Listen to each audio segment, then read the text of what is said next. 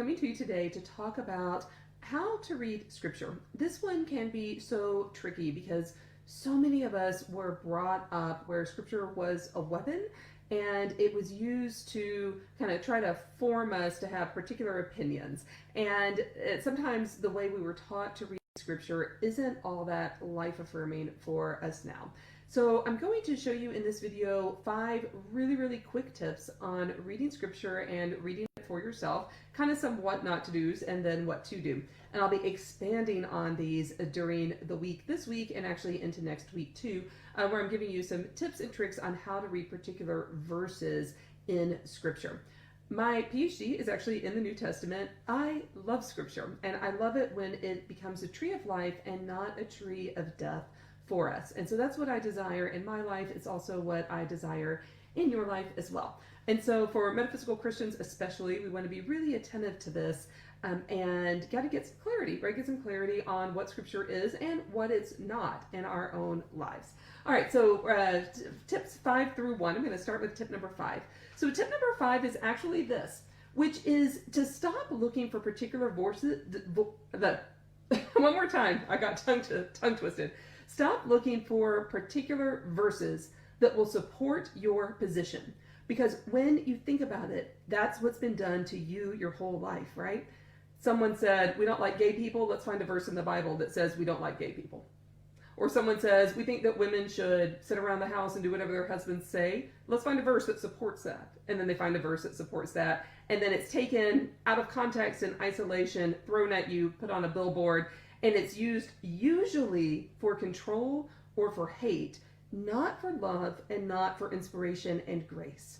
And so when we say, I need a verse that supports my pursuit of chakras or mediums or whatever it is, you all know me, I'm all about you pursuing those things and doing that ethically and with integrity.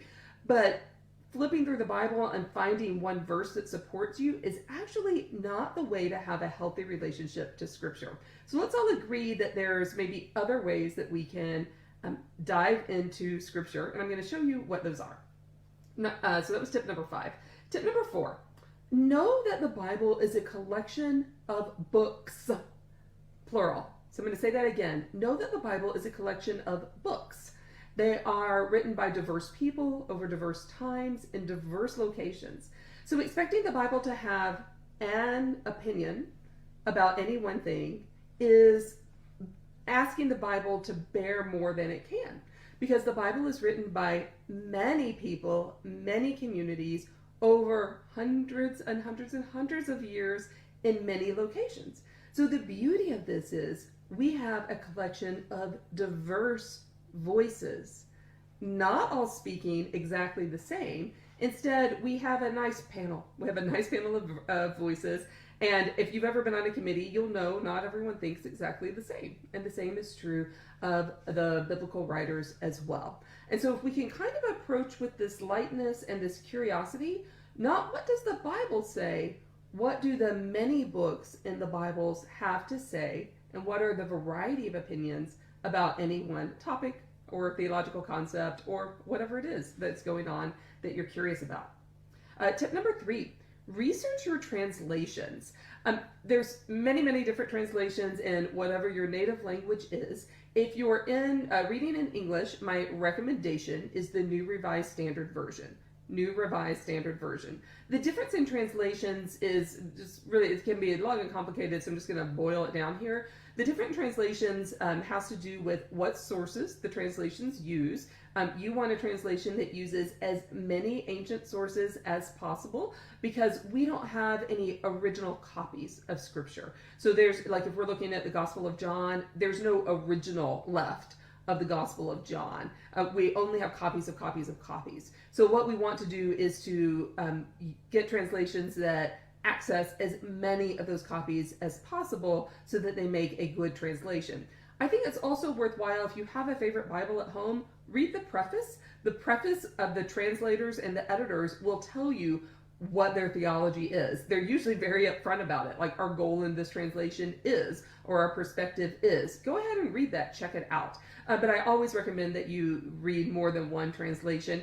And if your preferred translation is the King James or the New Revised King James, No problem with that. Continue to use it, but also consult some other translations because the King James Bible only uses 7 of those many thousands of ancient manuscripts. And so you want to diversify that just a little bit. All right, so that was tips 5, 4, and 3. Now we're going to get on to tip number 2. And this one is a kind of a vibrational tip. Be calm and curious. I'm going to say that again. Be calm and curious. Often when we turn to scripture, we're kind of in a panic.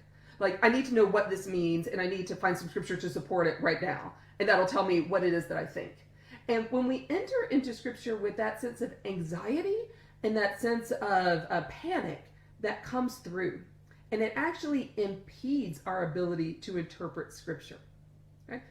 If we come to scripture kind of calm and just really curious, like, I'm going to see what this diverse collection of books has to say about any number of things, that's a really different tone, a really different vibration. Then when we find something that maybe concerns us, that we have more questions about, we can simply get curious because we're already in that state of calm. This one is really, really important. So there's no magic bullet to interpreting scripture. It's a diverse book, diverse set of books, and it has a lot of different opinions. The only factor that will always be the same is you. And so if you can approach it being calm and curious, that will go a really, really long way. So that was tips number 5, which is we're going to stop looking for single verses to kind of support our position. Number 4, which is know that the Bible is a diverse collection of books written over many times and places. Number 3, research your translations and consult more than one. Number 2, be calm and curious. And now tip number 1. And this one really is all about you and your attitude and your vibration as well. And it's be open to possibilities, to metaphor, and to inspiration. You heard me say earlier that when we seek out those single Bible verses to try to support a position, that's often done, not from you, but from other people, that's often done from a position of hate and of control. When we can see scripture as serving to inspire us, to cause us to question, to ask us to enter into a deeper relationship with the source of scripture, which is God, that opens us up to all sorts of possibilities. Scripture is not designed to box us in, but rather to shine a light on the ground so that we can see a little bit where we're walking. We see people who have gone before us. We see humans who have gone before us. We see humans who screwed it up royally. We see humans who get it right. We see humans who are seeking to be in deeper relationship with God. And that kind of inspiration is a gift that we'll keep on giving for forever in our own lives. So these are your 5 tips to get started on reading scripture, maybe in a different way. I'm going to be diving more in depth into these over the next week or 2, and then we're going to start with a few Bible verse interpretations too, and see where that takes you. So let me know if this has been beneficial, if this is meaningful, if there's any questions that you have. You can post those below, give me a tag, and I will see you in the next live.